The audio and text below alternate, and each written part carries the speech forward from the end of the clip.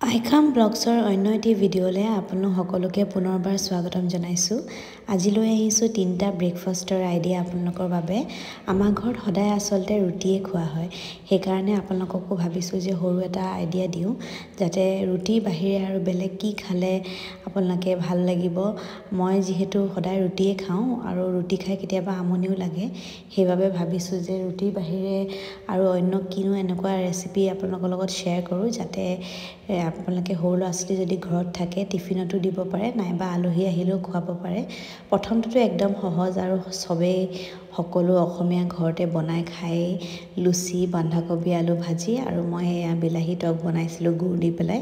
এইটো আচলতে প্ৰথমতে মই এইটো কাৰণে শ্বেয়াৰ কৰিলোঁ কাৰণ মই বিৰাটেই খাই ভাল পাওঁ আৰু লুচিৰ লগত খাই মই বহুত ভাল পাওঁ। লুচি কেইখনমান ভাজি ল'লোঁ আৰু এয়া বন্ধাকবি ভাজি আৰু গুড়ৰ লগত মই বিলাহী টক অকণমান বনাইছিলোঁ।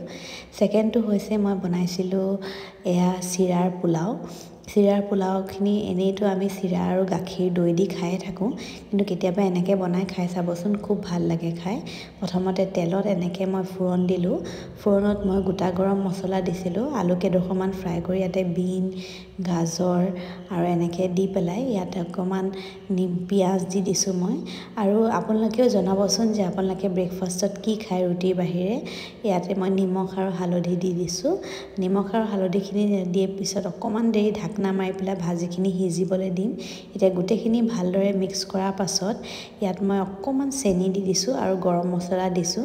গৰম মছলা দিলে পোলাওৰ যোনটো গোন্ধ থাকে তেনেকুৱা আহিব। আৰু এইখিনি চিৰাখিনি ধুই পেলাই মই চাকি ৰাখিছিলোঁ পানীখিনি, সেইখিনি মই দি পেলাই ভালদৰে মিক্স কৰি দিম আৰু এয়া ৰেডি হৈ গ'ল চিৰাৰ পোলাও।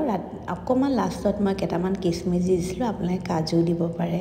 আৰু শেষৰটো ভিডিঅ' একদম সৰু ল'ৰা ছোৱালী চবৰে ফেভৰেট হয় এইটো মই মেগী বা নুডলছ ক'ব পাৰে, নুডলছৰ মই পিজ্জা বনাইছিলোঁ। প্ৰথমতে মই কণী দুটা এনেকৈ ভাঙি ল'লোঁ আৰু ইয়াতে মই অকণমান নিমখ দি দিছোঁ আৰু পিঁয়াজ দি পেলাই এইখিনি ভালদৰে মই ফেটি ল'ম। একদম সহজ হয়।